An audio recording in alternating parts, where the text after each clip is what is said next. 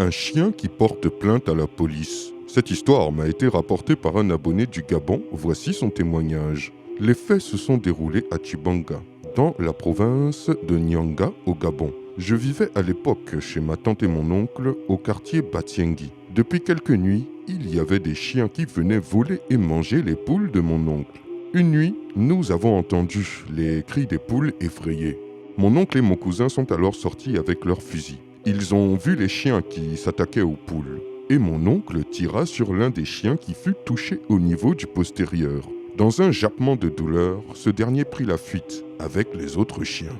Bizarrement, le lendemain, mon oncle et ma tante reçurent une convocation de la police. Ils se rendirent au commissariat. Et là, quelle ne fut pas leur surprise d'entendre les policiers leur dire qu'un homme était venu porter plainte contre eux pour avoir reçu une balle de fusil au niveau des fesses.